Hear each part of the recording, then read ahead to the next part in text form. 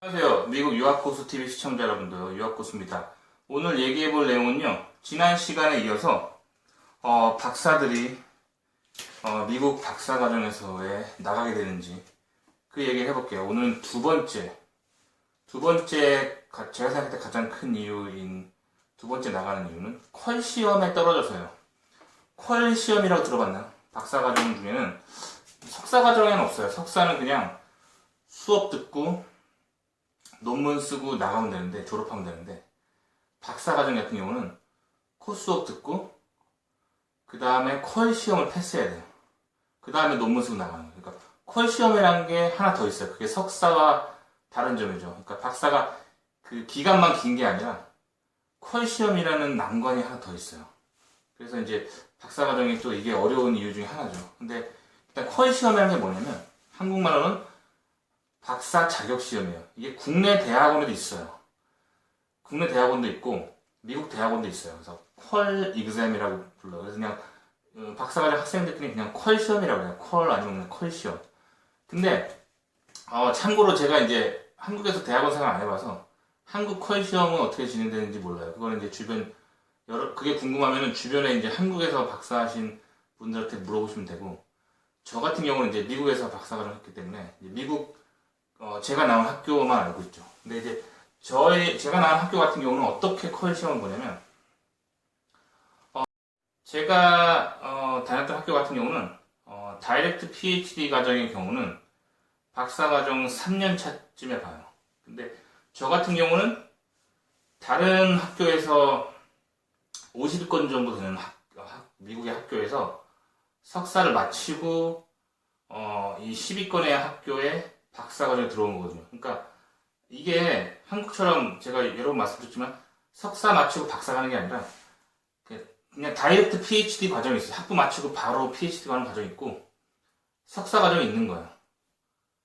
근데 이제 저 같은 경우는 다른 학교에서 석사를 하고 왔기 때문에, 그러니까 한마디로 석사 2년 했기 때문에 이 학교 박사과정 3학년을 편입하는 거죠. 그 개념이에요. 저 같은 경우는 3학년 편입생이었죠. 그러니까 저 같은 경우는 이 학교 들어오자마자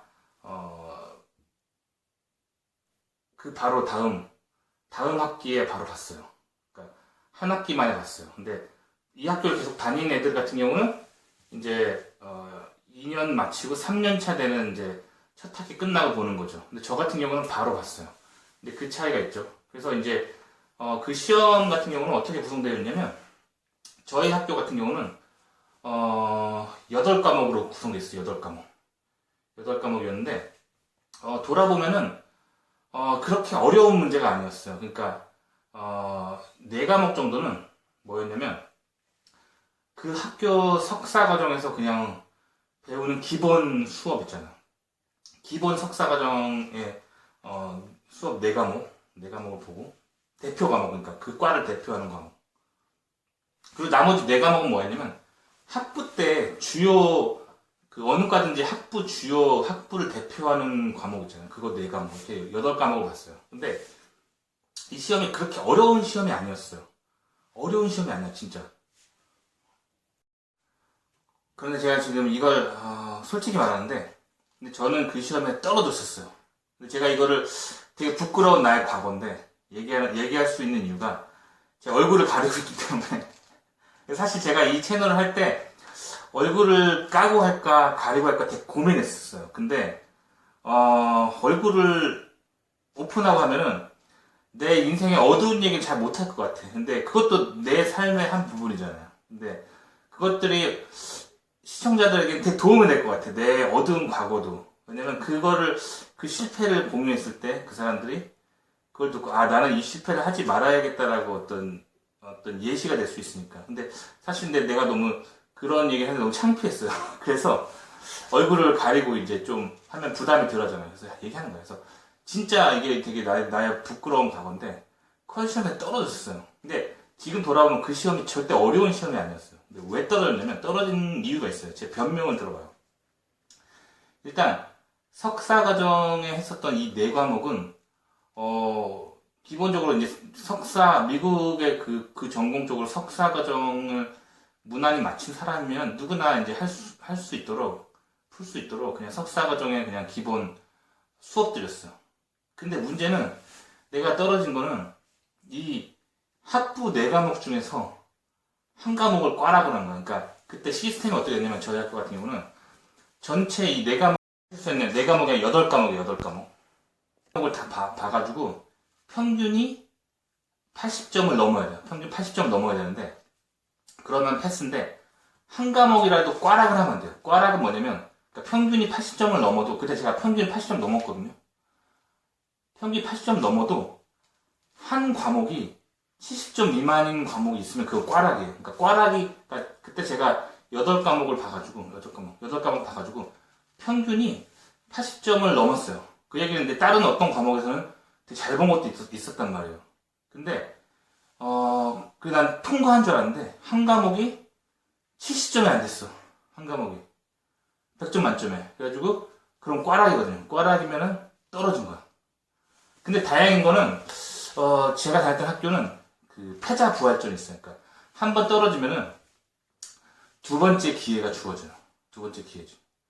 두 번째는 그 다음 학기에 주어지거든요.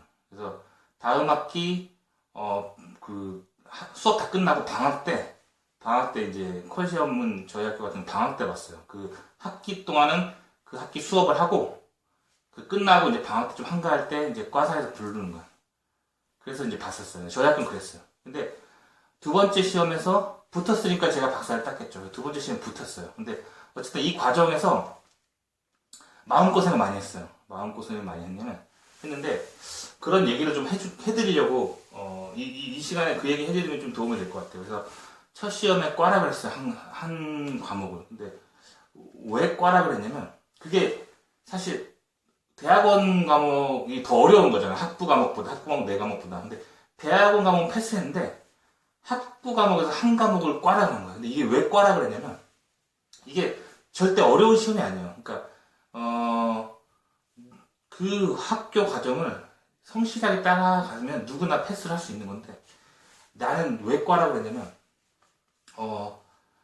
그 학부 기본 과목이 학부 때 배우고 그리고 이제 너무 오랜 시간이 지나서 그거를 좀 감각이 떨어져 있는 거예요. 그러니까 어려운 게 아니라 학부 때 분명히 내가 그걸 배웠던 과목이에요. 학부 4학년 때 배웠던 과목인데 이제 졸업하고 직장 다니고 석사하고 박사하면서 그거랑 좀 너무 동떨어지게 지낸 거죠. 그러니까 대학원 레벨의 어떤 연구 위주의 프로젝트나 그런 연구에 좀 가까운 좀 어드밴스한 공부만 했지 그 학부 4학년 때 들었던 학부 기초 과목은 이제 좀 잊혀져 가고 있었던 거예요. 그러니까 이 무슨 말인지 이제 군대 갔다 온 남자들은 좀 알 거예요. 군대 갔다 오면은 복학하면은 1학년 때 배웠던 기억 안 나잖아요. 그런 거랑 좀 비슷한 거예요. 그래서 그게 그래서 떨어진 거. 어려운 과목이 아니에요. 이게 어렵지 않아요. 그냥 정신만 잘 차리면 할 수 있는 건데 그러니까 내가 이렇게 학부 때 그 개념들이 이렇게 그 기초적인 거였는데 그것도 문제도 어렵지 않아요. 근데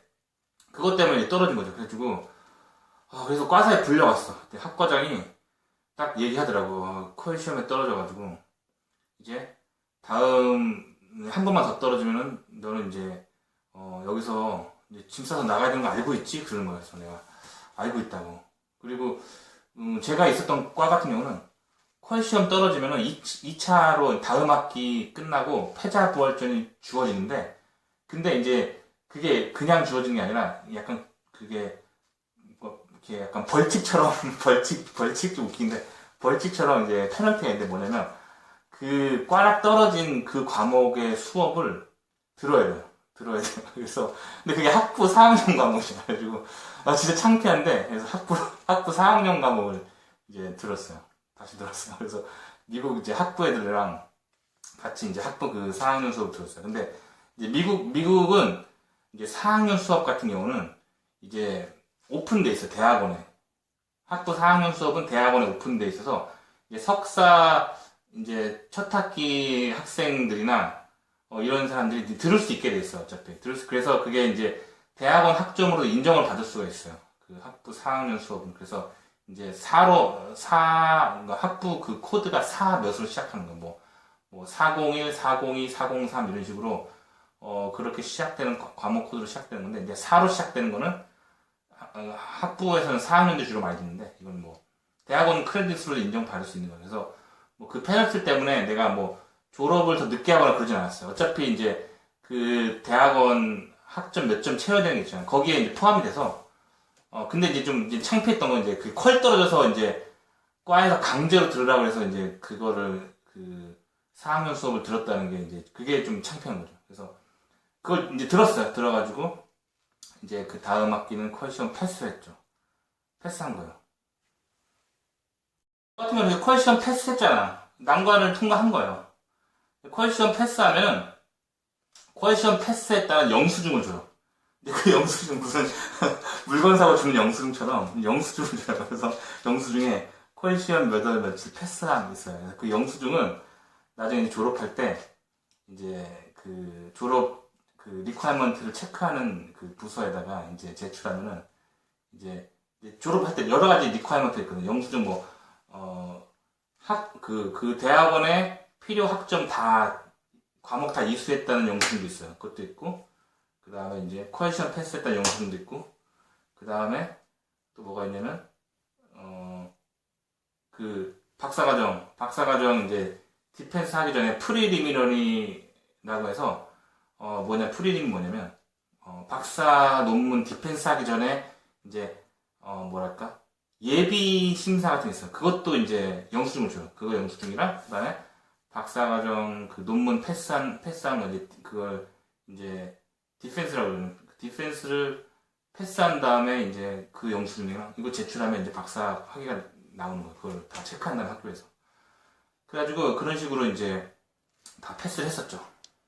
여기서 그러면 몇 명이나 떨어지냐 그게 또 궁금할 거 아니에요, 그렇죠? 그래서 참고로 제가 다녔던 기계과에 전체 이제 한인 유학생, 우리가 지금 궁금한 건 한인이잖아. 미국 애들 몇 명 떨어지는 거는 사실 이제 그거보다는 이제 한국인들 사이에 몇 명 떨어지는 게 중요한 거죠. 왜냐면 이게 실제로 이제 영어가 이제 모국어가 아닌 외국인 유학생이 미국의 대학원에서 어떻게 살아남을까 여러분 궁금한 거잖아요. 그렇죠? 그래서 제가 있었던 기계과 대학원에 한인 학생이 10명 있었어요. 옆에 뭐 전자과나 화공과나 뭐 토목과나 다 한 10명씩 있었어요. 10명씩.